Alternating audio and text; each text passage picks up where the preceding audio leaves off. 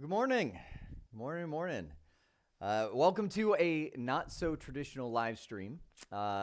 Usually my Thursday live streams are me going for a walk in the park by my house and just chatting, hanging out. But welcome to Arizona in the summer, where if I did that, I would be dripping sweat by the time the live stream was done, which nobody would want to see, myself included. Couple things before we get started, as my voice cracks. I wanted to, first off, these Ask Me Anythings are truly just that. Oftentimes, one of the hardest things to determine when you're doing live streams is a topic that everybody would like to hear about and so on and so forth. So a lot of times these Ask Me Anythings are great for you and they're great for me because they give me a ton of topics that I can just, I guess riff on, for lack of better words, and think about for future live streams. Which that's the second thing that I want to give you a heads up on. In future live streams, as Viato, I know is this vague amorphous thing that I announced about a month ago, takes form. You're going to see other people joining me. You're going to see other people jumping in on the channel, and you're going to see more about what Viato is all about. So more on that coming soon. Gio, hi from El Salvador. I see you. Spring Mommy, hello. Lithuania. A few other folks coming in from around the globe, which is also the other fun part about these live streams. So I'm all set. I've got my coffee. I've got my actually drawing pad sitting. Whoa, not that one. This one sitting next to me, so we can go to town in random topics and things like that. So what I wanted to start with is actually a few questions from the last live stream, and I think that'll get our blood flowing, get everybody a chance to arrive. I know it's early in the morning for some folks, myself included. And then feel free to chat in questions. I have people that are watching it, people that will bring those up to me to try and keep it a little bit more. That's my goal, is to try and keep a little more focused, because oftentimes my live streams I'm just all over the place because I'm responding to questions real time as we go. So first off, there's a couple questions that I saw coming in. First one is this Network Chuck coffee is one that just came in. Actually, no. Chuck did give me some of his coffee. It was delicious, and it's gone. It's been gone for months, and so he needs to ship me some more. So let me get started. First off, with a couple quick ones that I just saw. Jeff, I saw in the chat this morning, was saying, "Hey, can you make a video on PKI? CSR, public key cryptography, symmetric, et cetera, et cetera. So, already done. It's on this channel. If you just search for PKI, I think, or public key, you'll see that there. Someone else in the last live stream saying, "Hey, are you planning to make some Wi-Fi videos for CBT Nuggets?" Already done as well. If you go to Google or CBT Nuggets and type in IT Expert Wireless, probably one of the best live trainings I've ever done. I literally set up and deployed wireless in a best practice way at a customer site. I went in, did a site survey, laid out the floor plan. Here's the heat maps. Here's how we're going to determine where to put the WAPs. I mean, literally, I brought a GoPro along with me and recorded the whole thing, broke it into individual videos. Really cool. So you might go check that out. Yes, that is on CBT Nuggets. Is VIA still hiring? Last one, and then I'll jump into some deeper ones. Yes, we did hire somebody in San Antonio. That is filled. We are still hiring in Irving, Dallas, Fort Worth area, and in Arizona. We have a position open in Arizona as well. So yes, and we have received a ton of applications, and that is some of our bottleneck, is going through all of your great applications, your great videos that a lot of people have submitted, and scheduling all the interviews for that. So yes, we are still hiring. So let me start off with a couple that I grabbed from the last Ask Me Anythings, and then we'll jump to some of the new ones, like VMware. I just saw that one come in. So how do you, this one I thought was interesting. How do you get out of a slump? My CCNA expired in April. I want to get a CCNP. However, time is short with 2 kids under 2. Hard to get motivated to study when I want a new job, and I'm happy where I am. How do you get out of a slump? First off, I hear you 100% when it's like, I could frame this question so many different ways. How do you get motivated? How do you, life is busy. How do you, et cetera, et cetera, et cetera, right? There's a lot of different angles that I've heard this question before. And I'm going to answer it differently than what I have before because seasons of life change. And I think oftentimes my answer previously, would have been that season of my life. So I'm going to speak to you from the season of my life that I am now. How do you get out of a slump? And I particularly like the spin on that at the very, very end. How do you get motivated to study when I don't want a new job? I'm happy where I am. So let me answer that and say the short answer to the question is you got to get hungry. You got to get hungry. And that, what I mean, and especially at the end of that sentence, I'm happy where I am. I don't really want a new job. And so half of me, when I think about how do I get motivated, I'm going, okay, sounds like you are. Sounds like perhaps you are in a place where you're like, this is working pretty well. I'm kind of happy where I am. So I know some of you are like, well, why did they ask the question? But that's where I want to speak to you from the season of life that I'm in, and I know a lot of you are in, where it's like, things are fine. Things are fine. That's the problem. Things are fine. What's next? I want to get a CCNA. I want to get a CCNP. What's next? Like there's this kind of gnawing at your souls as the days start to blend together, and you're like, yeah, things are fine. How, if somebody comes and says, how you doing? I'm all right. I think things are good. Things are fine, right? That's where that question came from. I recognized it as soon as I read it. I was like, yep. And I've been there. And in a way, I am there, where it's like, hey, finances are okay. Kids are doing fine. My wife is, we're smiling at each other and nodding as we walk through. Things are good, right? But you want to be able to respond, things are freaking awesome. Like, oh man, like, let me tell you what happened yesterday, right? That's what's gnawing at your soul. And that's where I'll come back to how I started my answer to this. You got to get hungry. You got to get hungry for more than fine. And that hunger needs to keep going through the seasons of your life. Now, I have a feeling I haven't reached it yet. I'm not there. I have a feeling someday I'll get into a season of my life, and you will too, where you're like, you know what? I'm good. I'm done. I'm ready to kind of, I'll say, tame the hunger. Maybe you start mentoring other people. Maybe, I don't know what that looks like because I'm not there, right? But what I will say is while you're in this season of your life, or the person who asked that question, while they're in that season of their life, there needs to be a hunger there that gets them past the busyness, right? Right now, and let me speak from my perspective, and I hope it relates to you, but if not, maybe you can see an angle in there. Right now, I am suffering from what I call death by 1,000 paper cuts, meaning I'm running via a managed service provider.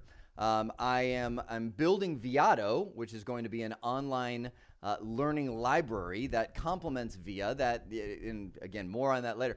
And I'm in that season where I also have 7 kids. Where I'm like, okay, there's my wife just before this live stream. She poked her head. She goes, "Someone's out fixing our sprinklers." I was like, "Oh yeah." I told him. She's like, "You're fine with him doing that?" I'm like, "Got a live stream. Go, please." So it's just one of those like death by 1,000 paper cuts where I'm like, there's just so many things. And so how to get motivated is to say, okay, what's my real drive? And this is a deep soul searching thing I'm talking about right now. What am I after? what is my why? You might Google Simon Sinek, find your why, or why, like, why are you doing this? Why are you going after that CCNP? Find that. It's not just to say I've got a CCNP. What is it? Maybe the CCNP isn't for you. Maybe what, if you don't have that why, you'll drift into that land of death by 1,000 paper cuts, and you won't be able to tell the difference between what's a paper cut and what's something that I can actually move forward with. You see what I mean? This gets into the distractions and so on and so forth. So how do you get out of a slump? You have to come back to the why. And so let me end this with my answer to that question with what I do. What I do is actually a little bit more time consuming than I think what many folks have done. A long time ago for VIA, I wrote what I called the VIA Manifesto. Nobody else has seen it. It's just me. And it's a 28-page document that literally, as I learn and grow and I go, okay, why am I doing this? This is painful. This is consuming. Like, I come back to that document, I start reading it, and I'm going, oh yeah. Why? Because my problem is distractions. That's my number one killer. It's distractions. I'm like, what? The sprinkler guy. Right after this slide, I got to get to, and then I actually have a meeting with Network Chuck right after that. I'm like, so I got to get to that. And I got to come back to that, and I got to start my day by going, okay, why am I doing this? Read through. If I don't read that, now I'm not saying I read it every day. I don't. Sometimes a week, a couple weeks will go by, and I'm like, and how I'll know is I'm like, running all over the place. I'm like, what am I doing this for? Right? Long answer, short question. But that's how I get motivated is I first off define my why, and then begin building, add layers of an onion around that, more and more, until I finally go, okay, I've got something. And then I have to keep my face right in it because this world, mess you up. It's so many, like we live in, where's my phone? It's in my back pocket, right? We live in that information age where it's like, information is not power. It's killer. Great question. I wanted to start with that one. So let me jump to another quick one that I saw typed in. Content you made so far. Do you plan on covering ESXI or any type of hypervisor for virtualization? Yeah. Actually, I love virtualization, and there's actually why is it slipping my mind? I recorded a whole series on it. You might go over to kitsim.com. That's Kits. That'll be eventually rebranded to Viato. Or thisisit.io. It's in both places. That's what it just came in my head. And look at a series I created called Proxmox. So fun. So Proxmox is the truly free hypervisor. VMware, Hyper-V, ESXi, they have their free versions that are always, limited to where you can't grow. Proxmox, I just kind of fell in love with it because I started using it at home, virtualizing all kinds of things, and I was like, I got to make a series on this. So I created a series. I think it's just called Getting Started with Proxmox. About 15 videos, and I think the whole series is like 10 or 20 bucks. I mean, it's like, come on, no brainer. So that's the virtualization series that I created. CBT Nuggets actually has Keith Barker. He created a ton on VMware. I might do something someday, but I'd rather somebody else build that. Because after doing Proxmox, I'm kind of like, that's kind of, I really enjoyed that. I'd love to see a different angle on ESX. So great question. Next question. And this one came from the last live stream. Just so you can know, I've got live chat over here. I've got someone screening a lot of the questions, being like, "Hey, here's a great one." And then I've got a lot of questions that I was like, "Man, I wish I would have got to that in the last MSP." How did you start building an MSP? And again, I will answer out of this season of my life. So let me give you the pragmatic, the practical, the like. Here's what really happened. I wish I was sleeping in bed and shot up and been like, I have a dream, and like jump out and be like, drawing. But it's not how it happened at all, and it's not how it happens for most people. How did I start building an MSP? Happened from a relationship. Somebody at Boeing. Aircraft company, knew me. Boeing actually has a program called Offset. Little known program, which people are like, what is that? So Offset is where Boeing actually funds other companies other countries in ways to sell aircraft. Like so somebody, let's just say somebody in the Netherlands, which is actually where this opportunity came from, buys $1 billion in aircraft from Boeing, right? Boeing will try to offset the cost of that by helping them manufacture parts for the plane, things like that. But one of the things that Boeing does is help companies in other countries establish business here in the United States. So that's how my MSP began. I got a call from Boeing. Hey, there's a struggling company trying to get started here. Wanted to see if you could help. And I'm giving you the short version, right? I'm like, yeah, sure, I can help. So through that, I helped, and I found out the company wasn't doing well, trying to get going here in the United States. And the guy at the company was like, hey, we're not doing well. He's like, you wanna kind of take over and just buy the company in the U.S. and just run with it. And welcome to Jeremy starting an MSP. And that's where I'm like, wow. Wish it would have been the sit up in bed, I have a dream moment. Because there was probably 5 years of painful learning where I found out that being the guy who's great at technology is actually not the best place to be when you're starting an MSP, because it leads to death by 1,000 paper cuts. When you see something, you're like, I can do that. I can do that. I can do that. I can do that. Oh, that looks interesting. I want to learn to do that, right? Where you want to be if you want to start an MSP is very quickly being the guy who kind of understands what's going on and hires the person to do that and that and that. And you start creating structure and direction. Otherwise, you end up just running all the time. And it's a very painful growth process. It still works. It's actually how most people start companies, is they're good at something. They go, I think I want to do this more. So let's make a company, right? And it kind of goes to freelance, and so that's how most people start. But you get to a point where you're just like, working for somebody has a lot of benefits that you don't realize until you try to start something on your own and be like, oh, I got to do that and that and that and that. So that's the short version on how I started building my MSP. And a little advice. If you're thinking of building your own thing, whatever it is, that little nugget of advice would be, make sure that you start realizing as you're building something, you're going to try to move to that entrepreneur state, somebody who leads rather than does, as fast as possible. Wish I would have known that earlier. Next question.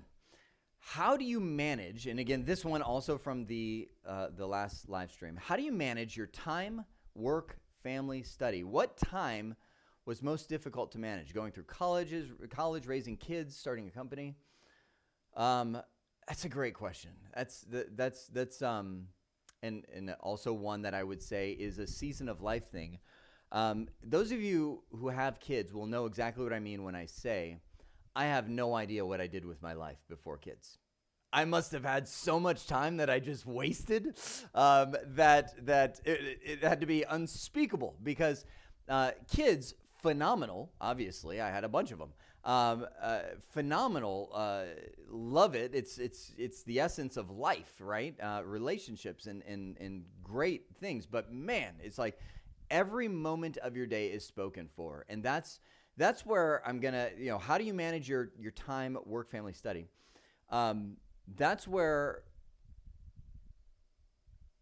I'm going to take it back to again, knowing your why and being hungry for one thing, because what you'll find is there is only so much time in a day, and there are so many things vying for your time. And I know I'm going to say to you something you've heard before, but maybe coming from a different person will help solidify it. Quickest thing I would advise is learn to say no and be comfortable saying no, right? No, I can't do that. No, I'd love to.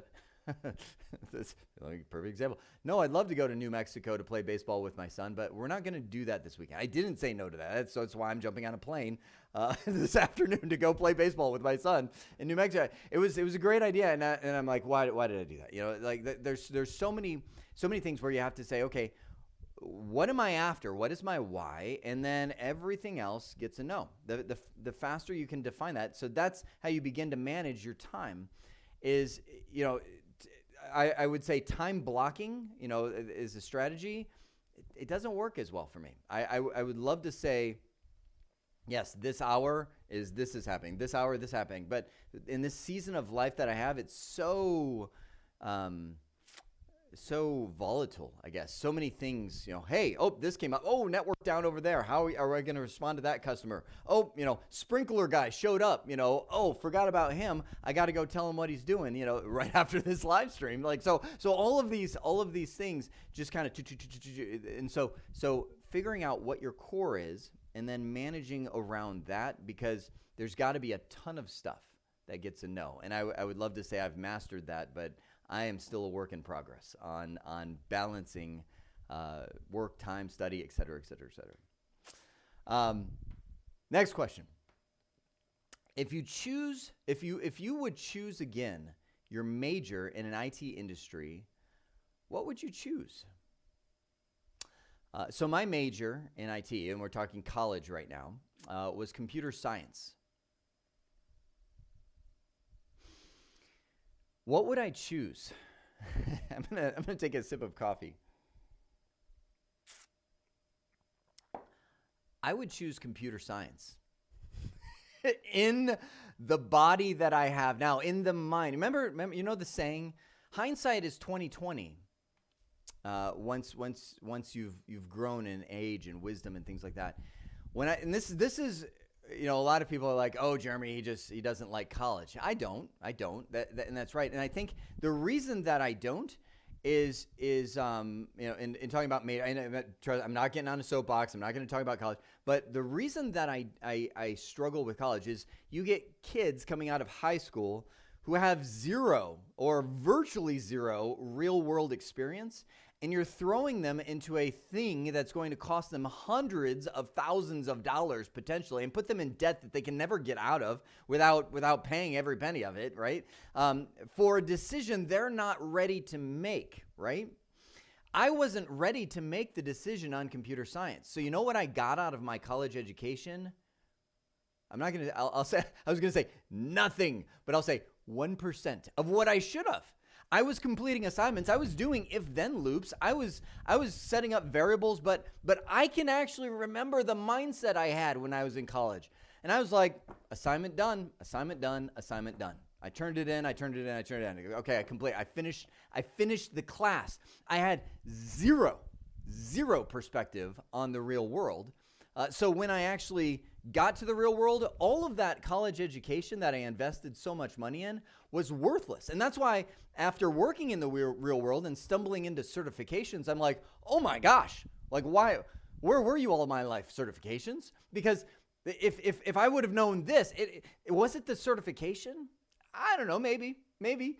But it was probably more so that by the time I stumbled into certifications, I had enough real world to go, oh, I get it. And so I just took off on Windows NT. You know, I took off on Novell NetWare because I was like, I see it. I'm working at a company that actually has this stuff, and I can add value. You know what happened to my computer science education, my IT major, going back to the question, is it's gone.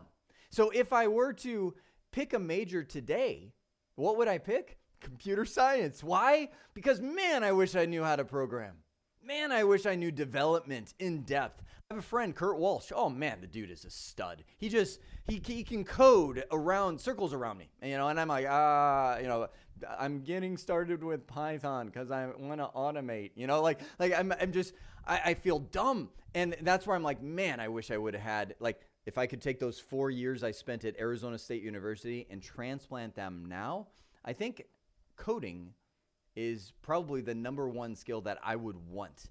Not because I've got all of this other stuff and I'm like, oh, I got that already. It's because I see where the world is going, and we're starting to move into this world where coding is a central piece. Tying together systems are a central piece. A lot of what IT has been is becoming more and more automated. You know, you can now do Windows with a point and click. It's hey, whoa. I'm stumbling in another question right now of, is IT going away? No, it's not. It's never going away. But a lot of like, hey, can you build a Windows 2016 server? Can you build, you know, it's like, I've got a point and click button on AWS for that, right? But can you tie that server to where when you click a button, it automatically does this and this and this in this platform, and then this platform does this? You see what I mean, right? Coding. So that's if I were to choose it all over again, I would do the same thing, but in a different time, different body, different hindsight. Such good questions. Thank you guys for these questions. Next question. I'm currently working, and please chat them in. If you're chatting in questions, you know, I'm going off of the last live stream. Ask Me Anything that I did. I was like, as I reviewed the chats, I was like, oh, that's such a good question. So keep chatting them in. This is from the last live stream. It says, I am currently working for an ISP in England as a first-tier network engineer, but I'm starting to forget the fundamentals because I only get to work tier 1 tickets. What do I do? Okay, good question. And I'm going to frame that in a different. Let me restate the question first off. You're in a job, right? In this case, working tier 1 tickets, which, let me tell you, some people would kill to be in your job, right? Because there's also a lot of people making donuts, and there's a lot of people working on cars, and there's a lot of people working on incoming call desks at Apple computers or something, and they're like, how do I get to that next step? So they may have a completely unrelated field, and they're asking the same question you are. How do I not forget what I've learned? So somebody has taken some certification classes. So this, I would put this, you know, I'll take this back to what I said with another question. You got to be hungry. You have to find that thing, that opportunity, that consulting, that volunteer, that internship, that something, and dive in quickly. Let me say this, and I'm saying this as I'm going through a litany of interviews at my company, VIA. When I started this live stream, I mentioned that we are still hiring. We hired somebody in San Antonio. That one's done. Great guy. Welcome. But we're still hiring in Irving, Dallas-Fort Worth area, and in the Phoenix metropolitan area, right? In Phoenix, Arizona. So I've been going through a ton of interviews of folks that are either A, jumping into a new career, or B, coming in with a whole bunch of experience. So let me say it this way. I know this is sounding a little scattered. Let me bring it together. You're working at a job. How do you get a job where you're using what you're learning, right? When you're applying for a job, and I've kind of divided them into two camps. You have people that are applying for jobs, and I'm talking as an employer. So I'm giving you the angle of the person that you're interviewing with, right? They see you as somebody that's coming to the table with a great personality, but no experience, right? That's one bucket. Or two, they're seeing you as somebody that comes in with a great personality, and I'm assuming you're a culture fit for that company. That's a whole other topic. But you have a ton of experience, and you're a ninja at what you're doing. So when you're looking at, okay, what am I looking for? What am I hiring? A lot of companies, like for instance us, are looking for people that are hiring in with a great personality, with a little experience, no experience, right? But the pay scale for that is going to be much lower than the person coming in with a whole bunch of experience, right?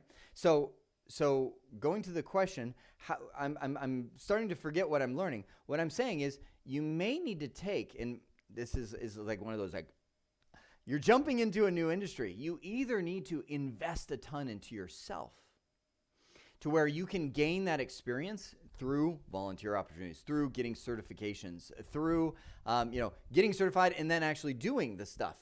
However you can do it, keep it fresh so that you can jump in at a pay scale that you want, right, and land that job. Otherwise, you may need to jump in at a lower tier level into a job that is going to be doing the stuff that you want to learn and that you want to gain experience with. And typically, if you can take that, so let's just talk. Let me just get real with you, right? In today's world of salaries, you may need to take a $28,000 to $38,000 a year position with this very little experience category before you can jump into that $50,000 to $60,000 to $80,000 to $100,000 a year opportunity with a lot of experience and being masterful at your trade, right? You can move up that ramp quickly if you're willing to take that jump. Is that helpful? So that's the perspective that I look at often with that. Okay, a whole bunch of questions just shot up from my chat. So let me hit this one more from the last live stream, and then I'll get into the current ones. I'm looking at the time. I've got about 20 minutes or so left. So last question from the last live stream I wanted to hit in this one. Jeremy, how do you plan small goals to complete a big goal when you have little knowledge about the subject? And how do you measure your knowledge on a subject to evaluate yourself? That's a really good question. And by the way, as I read these from the last live stream, a lot of people are like, oh, is he prepared? Like, no, I don't prepare my answers for these. I look at them like, ooh, that's a good question. So let's talk about it live. So a lot of times I'm thinking about these as if they just came in. So I'm going to rephrase that. How do you learn something new when you're not sure if you're going down the right path? Or how do you, I know I need to, I'll take the topic somebody chatted in earlier. I know I need to set up ESXI, VMware. How do I do that when I'm not even sure where to get started? And the only answer that I have for that, so I'll personalize that as a lifelong trainer. How do you teach something when you don't know it all the way? You just get started. You get started in doing that. That's why a lot of this, some of my most favorite series to teach are the Getting Started with X, right? Because oftentimes when I'm teaching one of those, I'm learning it myself. And the best way to learn something is to teach it. Now, have I gone off the rails? Oh yeah, all the time. I'll record videos. I'm like, okay, here's how you install it. That's great. Created a video. Hey, here's how you do this. And I get 3 videos along the way, and I'm like, oh my gosh, I installed this thing totally wrong. Right? And I'm like, trash that video. It's part of the learning process. There's going to be a lot of time trashed learning something new. And can I bridge this? Can I bridge this into a very real world near and dear to my heart topic? The value of standards and sticking to things. So many times, I will be at in a customer who we put, for instance, a Cisco equipment bid together, and we're like, hey, this is X hundreds of thousands of dollars to install this network. And the person is like, well, can I do this? Vendor X, and I'm using Cisco, but maybe SonicWall, maybe Ubiquity, maybe whatever right? Whatever you've built your quote around. Someone's like, well, can I use this instead? And the temptation is often to be like, yeah, sure. Why? I mean, seems like that's like 30% less. Let's install that. It'll save you tens of thousands of dollars, right? The challenge the concepts of networking, but it's a new platform. Oh my goodness, you will waste so much more money learning that new standard, encountering the things you wish you would have known, it'll be a fun learning process, right? But you'll have network outages. You just will. Yeah, there'll be like, oh my gosh, I didn't know it did it this way. It'll cost days of downtime. We just went through this. With a customer in Colorado who we went with a new SonicWall series, an NSA 2700. It just came out in November. We're like, November, that's safe, right? Let's do that. Had a bug in the firmware that caused SSL VPN issues where the CPU on the firewall would spike anytime somebody connected to an SSL VPN. What? The thing I'm explaining to you it right now, explaining this to you right now, and wanting you to catch that. Of course, it's easy when I'm like, yeah, we ran into SSL VPN. But do you realize how many weeks that cost us of deployment time, of customer outage time, where the CPU would just spike, everything would disconnect, we'd have to reboot the firewall, right? Only to find out there's a firmware bug. What? I mean, like those, so how do you divide? I know I kind of went off on a small soapbox on this, but how do you plan small goals to achieve big goals when you're learning something new? You have little knowledge about this subject. The small goals is just jump in. It may be the blank, like, okay, brand new, let's install it.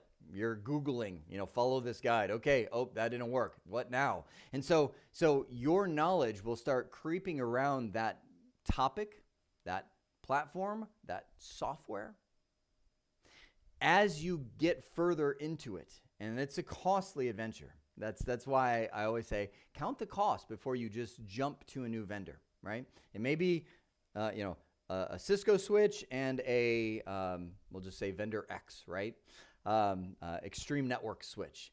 They both do VLANs, right?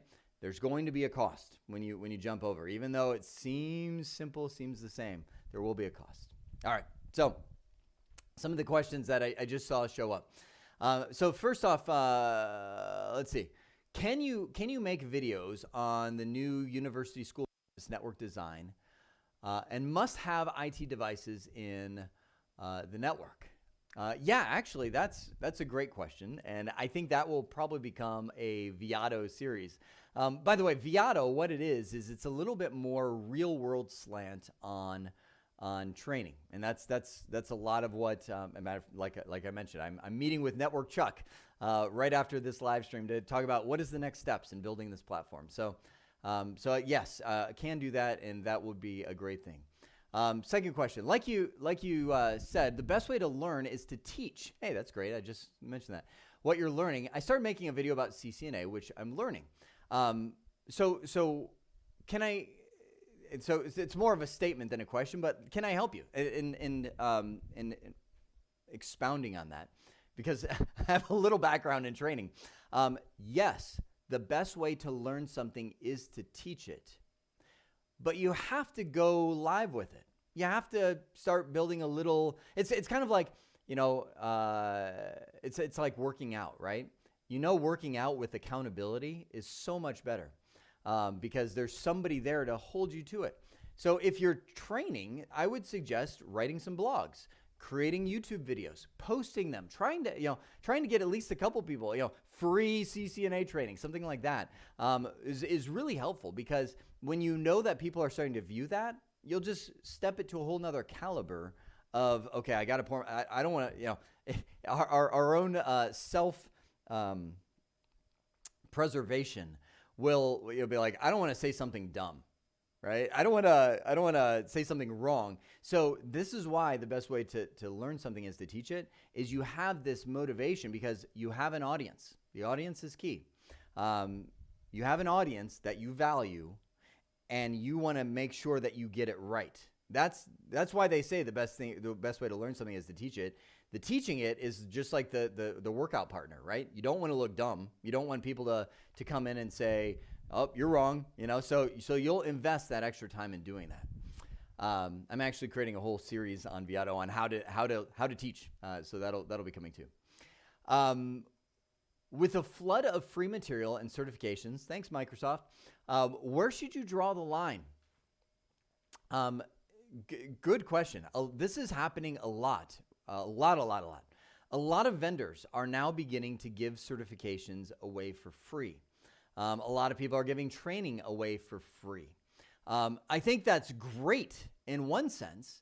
I think the major challenge. So where do you draw the line? There seems to be a theme in this group of questions. You have to know what you're going after and use the resource that is best. For example, when you don't pay for something, there's something that doesn't trigger inside of you. That is a totally double negative way of saying it. Free stuff, there's something intrinsically within you that will treat it as such, right? Hey, free certification course on blah, blah, blah.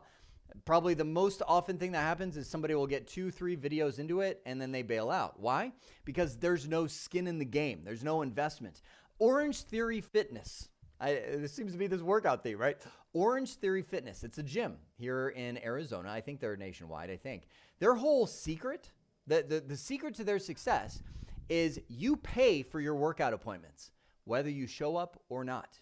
The trainer will charge you $50 or whatever it is, you know, for your consult. If you don't show, you lose $50. And they're extremely successful because when people put a little skin in the game, when they put that $50 on the line, they're like, I'm not losing $50 versus the people that buy the $10 a month gym memberships. And they're like, you know, whatever, you know, I'm not showing up. You know, it's just $10 a month. So that's what I'm saying. When you see this flood of free material, know that in a way it's a disadvantage. It's a disadvantage to you because you're kind of like, oh, this is kind of, I'll tinker. Okay. You know, next free thing, and you get in this. It's like channel surfing. Click, right? You get nothing out of it when it's all said and done. So you have to set your aim apart from the free material, knowing there's probably a ton of free material out there, knowing it's probably not the best material sometimes, knowing it also is intrinsically against you by signing up for the free material, right? And I say that as a great connoisseur of free material and a great a producer. Welcome to what we're talking about right now. This is a free live stream. So know all of that coming through. So much more I can say on that one, but I'm not going to. Next, okay. I work in an MSP and I have 10 years of networking experience and my CCNA. Moving forward, do you think employers will care if I have a CCNP or they will be more interested in my experience? Such a good question. And the answer is your experience. Will they be interested if you have a CCNP? Maybe, yeah. Will that open a door? Yeah. Will that be something where, but can I emphasize for most employers, when they see a college degree or certification, it is a checkbox. You met our criteria to get an interview. And that's why I say oftentimes college degrees are a very expensive way of getting an interview. Most of the time, I think the folks that I've hired, none of them that have college degrees are using what their college degree was there for, right? It's a college degree in business analytics and they're a software engineer. You know what I mean? Like, it's just like, it's like, oh, that was a checkbox. You made it through. So that's why I'm saying with the CCNP, going to your question, what they want to know is that, let me just be completely real with you. The employers are just as desperate as you are. They have positions where they're like, oh my gosh, we're short-staffed. Person X just left. There's a need. Person Y is now overwhelmed. Can I just find somebody that can do this and not blow us up and not destroy our customers and not... We're all just as desperate as you are. You're like, if I could just find a job, I know I could do it. And on the flip side of the table is the employer going, if I could just find the right person that would just make this go away, please solve the problems I don't even know that I have. Right? This is and I'm talking to you from an employer side, and I talk with a whole bunch of other employers. Come in and be better than me. See things that I don't see. Build something that will just make my life easier. And I don't have to worry about that anymore. I don't have to go to another customer who's disappointed and explain to them why XYZ happened. Or I don't have to have another outage that sends the entire company. Please help me. Right? I know that sounds weird, but that's what an employer is looking for. Your CCNP will help them feel a little more confident, like, hey, maybe that person is, maybe you are that person. Maybe, okay, he got his CCNP. Maybe he can really do these kind of things. But the big thing is, can you do it, right? Can you deliver on this position that I'm hiring you to do? I tried my best at a job description, but I'm not really sure exactly what's there because I don't do that job, right? I'm just hiring somebody for it. So I hope this job description is kind of what you're going to do, but please just make sure everything goes well. Right? That's the reality. I just saw Tommy. Tommy, thanks for the what is that? The super chat. I'm not used to getting them. What kind of questions would you ask a network enterprise manager? So I'm going to interpret that, Tommy, as I'm hiring somebody as a network enterprise management position. What kind of questions would I ask them? I would ask them a lot of what have you done, and what would you do if questions. Give me, so I'm thinking you meaning like interview question. If I'm hiring for a network enterprise manager, I'd say, give me a situation where the data center went down. And how did you handle that? Or, maybe they've never been in that situation. Give me a situation in the past that you've encountered where XYZ, where something went very, like, I would go completely situational for the manager. Explain the situation. How did you handle it? What did you do?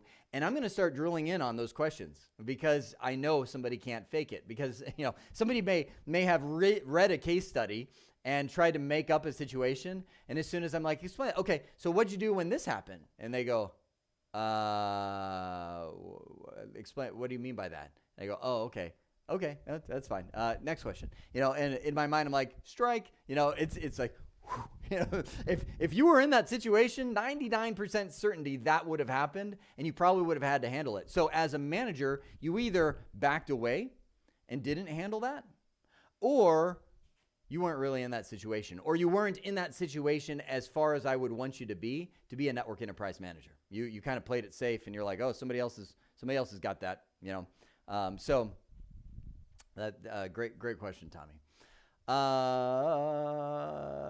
Okay, where are we time? I have the sprinkler guy sitting out there. So let me take a couple more questions, and then we'll end in the next 5 minutes. All right. I'm a student.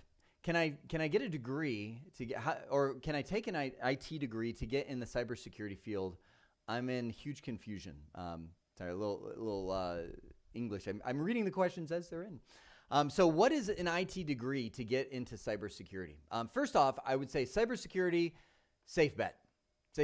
That will be, it's kind of like getting into networking. Safe bet. Every company will always need a network, right? And you can jump to many positions where they're just deploying networks, right? So coding, safe bet, right? Cybersecurity, safe bet. There will always be a need for security. When it comes to what IT degrees, maybe you guys can help me. I don't know. I don't know in terms of college degrees what would be a cybersecurity. And the reason why is usually colleges are a bit behind the up to speed technology. That's why certifications are there. Certifications can turn on a dime. They're update once every couple of years. So that's where I would go with the certification world. Certain things like certified ethical hacker. Things like a lot of the ISP, a lot of the or CISSP. I'm not a cybersecurity guy myself, so a lot of those certifications would be the direction I would point you, rather than a college degree in it. I'm sure there's a program, but I just don't know if it would be as up to the times as a lot of the certifications. All right, last question. What is the network engineer job stress level on a scale of 1 to 10?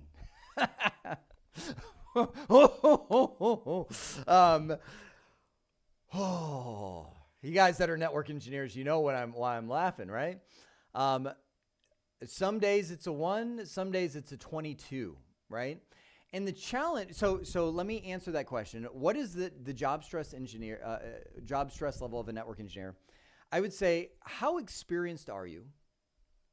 And how good is your design and redundancy? Let me give you a tip that somebody gave me that I didn't really do for a long time. 2 is 1, 1 is none. Test your redundancy, right? In network design, in job stress level, in job stress, right? It is your ability to sleep at night as a network engineer that you will be after. Corporations are about making profit. That's what defines them. So when you say, hey, we should have 2 routers at this office with 2 internet connections, and they go, okay, well, there's only 50 people that work at that office, so we don't know if we want to justify the cost of 2 connections from disparate carriers and things like that. The inexperienced network administrator will cause their stress level to go up by going, okay, that sounds good. What they don't realize is the company doesn't know what happens when that connection goes down. You don't even know what happens when that connection goes down, because when you get a call in the middle of the night or in the 8 a.m. in the morning and you just were up all night doing a deployment the night before, or you look at your phone and the alarms are going off and you go, oh my gosh, what do I do? That's when your job stress is at the 22. You're like, what do I do? What do I do? And the company doesn't remember at that point that you made the pitch for redundant, or maybe you didn't. Maybe you were like, hey, I'll be a hero and save them a bunch of money, right? But they don't remember that. They just know the office is down and they're paying you to make sure that doesn't happen. Why did it happen, Bob? Why is the office down? And why are you not on a plane right now fixing that? Like people, like the smiling manager isn't smiling anymore when the connection goes down. And that's what you want to avoid. And that's why I'm saying, if you have the experience as a network engineer, and sometimes that can only come from a rite of passage by being that guy that's at a job stress level of 22, right? When the company's like, when you're designing the 50-person office and you're like, hey, here's 2 routers, 2 internet connections, and they're like, we don't want to do that. You have the wherewithal, you have the peace of mind, and you have the I'll just say, the guts to stand up and be like, well, I'm sorry, that's not a network that I can support. Or you can say, that's not a network I can support because I have a family. I have 7 kids. When I go to sleep at night, I want to be able to wake up in the morning and see a router down and be like, oh, wow, that's something we need to get to. Not, wife, kids, I can't even talk to you. I'm running out the door, half dressed, toothpaste streaming out of the corner of my mouth. Like, that's so dumb. Like, it's so dumb to live that way. And man, I'm kind of stepping on a soapbox right now. If somebody's going to say, yeah, just eliminate the redundancy, it'll save us what? Essentially what they're saying is, well, can you please sacrifice your health and your well-being so that we can have a cheap deployment? You're paying the cost for that.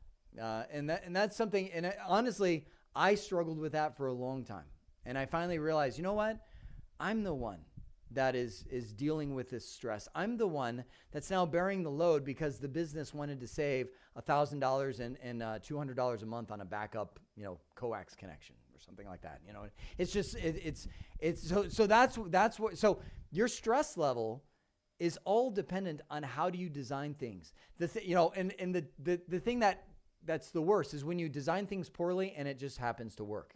You can roll those dice and it'll work for sometimes years. And then the dominoes start falling. This happens and that happens. And that's where your job stress goes through the roof. And I'm sure it's like that with many other professions. I can just speak to network engineers because it's so immediate. And it's so like, no matter how redundant the servers are, no matter how the failover of AWS works or anything like that, none of it matters if the internet connection goes down, right? If the network is faulty, spanning tree loop happens, those kind of things. So what a great one to end on. That one's near and dear to my heart. When you're getting into network engineering, I don't know any other way to get through it than a rite of passage, but just remember, low cost, poor network designs, non-redundancy, right? In the end, it's costing you, not the company. I guess companies like, money, but in the end, it's costing you your health, your well-being, and so on and so forth. So great question. Whoever asked that, thank you for that. That was a super great question, and a ton more questions that I'm seeing just streaming in over there. So here's what I'm going to do. Next live stream that I do, I'm planning to have a guest with me, a guy who's a IT project manager, who's been doing that for decades and just is excellent, so that we can just bat around a whole bunch of how do you manage IT projects. So if that sounds interesting to you, I encourage you to be at the next live stream, and we'll kind of riff on that theme. Guys, thank you so much for joining me, and appreciate you guys coming and hanging out with us. Talk to you soon.